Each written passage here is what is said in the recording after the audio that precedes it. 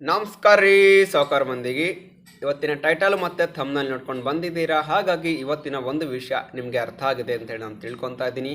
ಯಾವ ಒಂದು ಟಾಪಿಕ್ ಬಗ್ಗೆ ನಾನು ಮಾತಾಡ್ತಾ ಇದ್ದೀನಿ ಅಂತ ಹೇಳಿ. ಹೌದು, ಅದುವೇ ಗೃಹಲಕ್ಷ್ಮಿ ಯೋಜನೆ. ಅಂದರೆ ಇತ್ತೀಚೆಗೆ ತುಂಬ ವೈರಲ್ ಇರೋವಂಥ ನ್ಯೂಸು, ತುಂಬ ಪಾಪ್ಯುಲರ್ ಆಗಿರೋವಂಥ ನ್ಯೂಸ್ ಅಂದರೆ ಗೃಹಲಕ್ಷ್ಮಿ ಯೋಜನೆ ಅಂತ ಹೇಳ್ಬೋದು.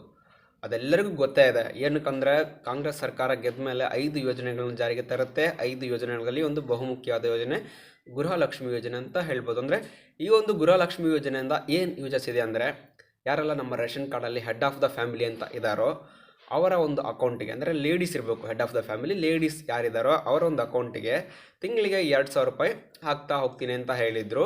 ಇವನ್ ಹಾಕ್ತಾ ಇದ್ದಾರೆ ಕೂಡ. ಇವಾಗ ಎಲ್ಲರೂ ಅಪ್ ಟು 3ನೇ ಕಂತಿನವರೆಗೂ ಕೆಲವರು ರಿಸೀವ್ ಆಗಿದೆ. ಇನ್ನು ಕೆಲವರು 4ನೇ ಕಂತಿನ ಹಣಕ್ಕೆ ವೆಯ್ಟ್ ಮಾಡ್ತಾ ಇದ್ದಾರೆ. ಇನ್ನು ಕೆಲವರು 2ನೇ ಕಂತಿನ ಹಣಕ್ಕೆ, 3ನೇ ಕಂತಿನ ಹಣಕ್ಕೆ, ಕೆಲವೊಬ್ಬರು 1ನೇ ಕಂತಿನ ಹಣ ರಿಸೀವ್ ಆಗಿದೆ.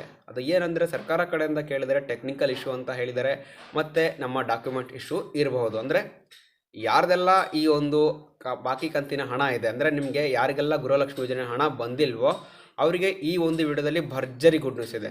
ಅಂದರೆ ನೀವು ತುಂಬಾ ಖುಷಿ ಪಡ್ತೀರಾ ಈ ಒಂದು ವಿಡಿಯೋ ನೋಡಿದ್ರೆ. ಅಂಥವ್ರಿಗೆ ಈ ವಿಡಿಯೋನ ಸ್ಕಿಪ್ ಮಾಡಬೇಡಿ, ದಯವಿಟ್ಟು ಕಂಪ್ಲೀಟಾಗಿ ನೋಡಿರಿ. ಹಾಗಂದರೆ ಈ ಒಂದು ವಿಡಿಯೋ ನಿಮಗೆ ಅರ್ಥ ಆಗುತ್ತೆ, ಅದರಲ್ಲಿರುವಂಥ ಗುಡ್ ನ್ಯೂಸ್ ಸಮೇತ ನಿಮ್ಗೆ ಅರ್ಥ ಆಗುತ್ತೆ, ಇಲ್ಲಾಂದರೆ ಅರ್ಥ ಆಗೋದೇ ಇಲ್ಲ.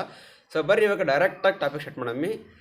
ಕಾಂಗ್ರೆಸ್ ಸರ್ಕಾರ ಗೆದ್ದ ಮೇಲೆ ಗೃಹಲಕ್ಷ್ಮಿ ಯೋಜನೆ ಜಾರಿಗೆ ತರುತ್ತೆ. ಆ ಒಂದು ಜಾರಿಗೆ ತಂದ ಮೇಲೆ ತಿಂಗಳಿಗೆ 2,000 ರೂಪಾಯಿ ಬರ್ತಿರೋರು ತುಂಬ ಖುಷಿಯಾಗಿದ್ದಾರೆ. ಏನಕ್ಕಂದರೆ ಆ ಒಂದು ಸಣ್ಣ ಅಮೌಂಟಲ್ಲಿ ಏನೋ ಒಂದು ಸಣ್ಣ ಪುಟ್ಟದಾಗಿ ಮನೆ ನಡ್ಸ್ಕೊಂಡು ಹೋಗ್ಬೋದು ಅಂತೇಳಿ ಬರದೇ ಇರೋರು ಅಷ್ಟೇ ಬೇಸರ ವ್ಯಕ್ತಪಡಿಸ್ತಾರೆ. ಏನಕ್ಕಂದರೆ ಅವ್ರಿಗೆ ಬಂತು ನನಗೆ ಬರ್ತಿಲ್ಲ, ಇವ್ರಿಗೆ ಬಂದಿದೆ ನನಗೆ ಬರ್ತಿಲ್ಲ ಅಂಥೇಳಿ ಅಷ್ಟೇ ಬೇಜಾರಾಗ್ತಿರೋದಂತೂ ಸತ್ಯ. ಇವಾಗ ಅಂಥವ್ರು ವರಿ ಮಾಡ್ಕೋಬೇಡಿ. ಏನಕ್ಕಂದರೆ ನಿಮ್ಮೆಲ್ಲ ಡಾಕ್ಯುಮೆಂಟ್ಸ್ ಕರೆಕ್ಟಾಗಿದ್ದರೆ, ಅಂದರೆ ಏನೆಲ್ಲ ಕರೆಕ್ಟಾಗಿರ್ಬೇಕಂತೇಳಿ ನಾನು ಹೇಳ್ತಾ ಇದ್ದೀನಿ ನೋಡಿ.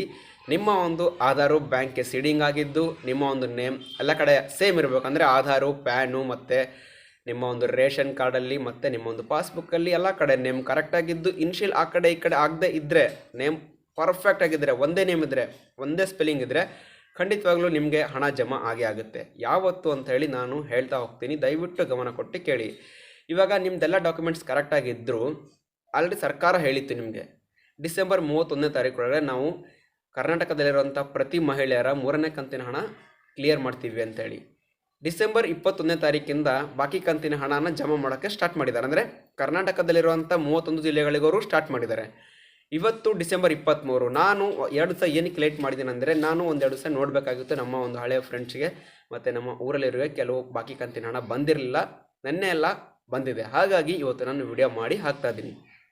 ಅವರ ಒಂದು ಡಾಕ್ಯುಮೆಂಟ್ಸು ಕರೆಕ್ಟ್ ಆಗಿತ್ತು. ಅಂದರೆ ಈ KYC ಎಲ್ಲ ಆಗಿತ್ತು, ಮತ್ತು ನೇಮ್ ಪರ್ಫೆಕ್ಟ್ ಆಗಿತ್ತು, ಎಲ್ಲ ಕಡೆ ಸೇಮ್ ಇತ್ತು, ಇನ್ಶಿಯಲ್ ಆ ಕಡೆ ಇರಲಿಲ್ಲ. ಅಂದರೆ ಆ್ಯಸ್ ಇಟ್ ಇಸ್ ಅದೇ ಥರ ನೇಮ್ ಇತ್ತು. ಆಧಾರಲ್ಲಿ ಹೆಂಗಿದೆಯೋ ಪಾಸ್ಬುಕ್ಕಲ್ಲೂ ಅದೇ ಥರ ಇತ್ತು, ಪ್ಯಾನ್ ಕಾರ್ಡಲ್ಲೂ ಅದೇ ಥರ ಇತ್ತು, ರೇಷನ್ ಕಾರ್ಡಲ್ಲೂ ಅದೇ ಥರ ಇತ್ತು. ಸೊ ಹಾಗಾಗಿ ಅವ್ರಿಗೆ ಅಮೌಂಟ್ ಬಂದಿದೆ. ನೀವು ಕೂಡ ವೆಯ್ಟ್ ಮಾಡಿ, ನಿಮಗೆ ಡಿಸೆಂಬರ್ 31ನೇ ತಾರೀಕುವರೆಗೂ ಟೈಮ್ ಇದೆ. ನಿಮಗೆ ಏನಾದರೂ ಇವತ್ತು ಅಥವಾ ನೆನ್ನೆ ಅಮೌಂಟ್ ಬಂದಿದ್ದರೆ ನನ್ನ ಒಂದು ಕಮೆಂಟ್ ಬಾಕ್ಸಲ್ಲಿ ಕಮೆಂಟ್ ಮಾಡಿ ತಿಳಿಸಿ, ನನಗೆ 2ನೇ ಕಂತಿನ ಹಣ ಅಥವಾ 3ನೇ ಕಂತಿನ ಹಣ ಬಂದಿದೆ ಅಂತೇಳಿ. ಅದರಿಂದ ಇನ್ನೂರಿಗೂ ಉಳಿದವ್ರಿಗೂ ತುಂಬ ಖುಷಿಯಾಗುತ್ತೆ. ಅಂದರೆ ಇನ್ನು ಉಳಿದವ್ರಿಗಂತೂ ಗೊತ್ತಾಗುತ್ತೆ ಇನ್ಫಾರ್ಮೇಷನ್, ಓಕೆ ಬರ್ತಾ ಇದೆ, ಈ ಒಂದು ಡಿಸ್ಟಿಕ್ಕಿಗೂ ಬಂದಿದೆ, ನಮಗೂ ಕೂಡ ಬರುತ್ತೆ ಅಂತ ಹೇಳಿ ಅವ್ರಿಗೂ ಒಂದು ಕನ್ಫರ್ಮೇಷನ್ ಸಿಗುತ್ತೆ.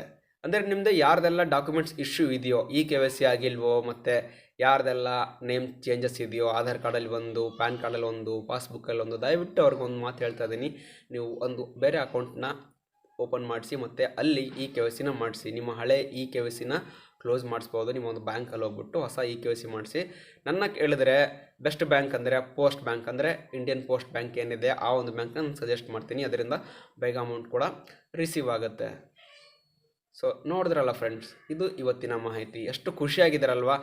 ಯಾರ್ದೆಲ್ಲ ಅಮೌಂಟ್ ಬರುತ್ತೆ ಅಂತಲೂ ಹೇಳಿದ್ದೀನಿ. ಇವಾಗ ಯಾರ್ದೆಲ್ಲ ಪೆಂಡಿಂಗ್ ಇದೆ ಅವರು ಏನು ತಲೆ ಕೆಡಿಸ್ಕೋಬೇಡಿ, ಡಾಕ್ಯುಮೆಂಟ್ಸ್ ಎಲ್ಲ ಕರೆಕ್ಟಾಗಿದ್ದರೋದು ಖಂಡಿತವಾಗ್ಲೂ ಬರುತ್ತೆ.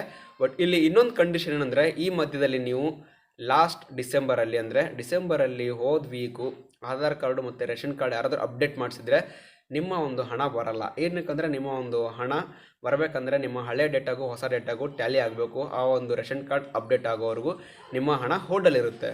ಸೊ ನೀವು ಕೂಡ ಏನು ಗಾಬರಿ ಆಗೋಂಥ ಅವಶ್ಯಕತೆ ಇಲ್ಲ. ಯಾರ್ದೆಲ್ಲ ರೇಷನ್ ಕಾರ್ಡ್ ಅಪ್ಡೇಟ್ ಅಪ್ಡೇಟ್ ಆಗಿದೆಯೋ ಅವ್ರದ್ದು ಅಮೌಂಟ್ ಬಂದೇ ಬರುತ್ತೆ. ಸೊ ಮತ್ತು ಇನ್ ಕೇಸ್ ನಿಮಗೆ ಹಣ ಬರದೇ ಇದ್ದಲ್ಲಿ ನಿಮ್ಮ ಒಂದು ಫ್ಯಾಮಿಲಿಯಲ್ಲಿ ಯಾರು ಸೆಕೆಂಡ್ ಹೆಡ್ ಇದ್ದಾರೋ ಅವರ ಒಂದು ಅಕೌಂಟ್ಗೆ ಬರುತ್ತೆ. ಅವರ ಒಂದು ಅಕೌಂಟ್ ಸಮೇತ ಈ KYC ಮಾಡಿಸಿರಲೇಬೇಕು. ಮತ್ತು ಇನ್ನೊಂದು ಪಾಯಿಂಟ್ ಅಂದರೆ ನಿಮ್ಮ ಒಂದು ಆಧಾರ್ ಕಾರ್ಡ್ ಅಪ್ಡೇಟ್ ಮಾಡಿಸಿರಲೇಬೇಕು. ನಾನು ಆಲ್ರೆಡಿ ಆಧಾರ್ ಅಪ್ಡೇಟ್ ಬಗ್ಗೆ ಒಂದು ವಿಡಿಯೋ ಮಾಡಿ ಹಾಕಿದ್ದೀನಿ. ಆ ಒಂದು ವಿಡಿಯೋ ಬಾಕ್ಸ್ ಸಮೇತ ಡಿಸ್ಕ್ರಿಪ್ಷನಲ್ಲಿ ಲಿಂಕ್ ಕೊಟ್ಟಿರ್ತೀನಿ, ಅಲ್ಲಿ ಹೋಗಿ ನೋಡಿ. ಆ ಒಂದು ವಿಡಿಯೋ ತುಂಬ ವೈರಲ್ ಆಗಿದೆ. ಏನಕ್ಕಂದರೆ ಆಧಾರ್ ಕಾರ್ಡ್ ಅಪ್ಡೇಟ್ ಮಾಡಿಸೋದು ತುಂಬಾ ಮುಖ್ಯ. ಇಷ್ಟು ನೀವು ಕರೆಕ್ಟಾಗಿ ಇಟ್ಕೊಂಡ್ರೆ ಖಂಡಿತವಾಗ್ಲೂ ನಿಮಗೆ ಗೃಹಲಕ್ಷ್ಮಿ ಯೋಜನೆ ಹಣ ಬಂದೇ ಬರುತ್ತೆ. ಇದು ಇವತ್ತಿನ ಮಾಹಿತಿ ಫ್ರೆಂಡ್ಸ್. ನಿಮ್ಗೆ ಏನಾದರೂ ಈ ಒಂದು ಮಾಹಿತಿ ಇಷ್ಟ ಆದರೆ ಲೈಕ್ ಮಾಡಿ, ಶೇರ್ ಮಾಡಿ ಮತ್ತು ಸಬ್ಸ್ಕ್ರೈಬ್ ಮಾಡಿ ನಮ್ಮ ಖಡಕ್ ಮಂದಿ ಯೂಟ್ಯೂಬ್ ಚಾನಲ್ಗೆ. ಧನ್ಯವಾದಗಳು.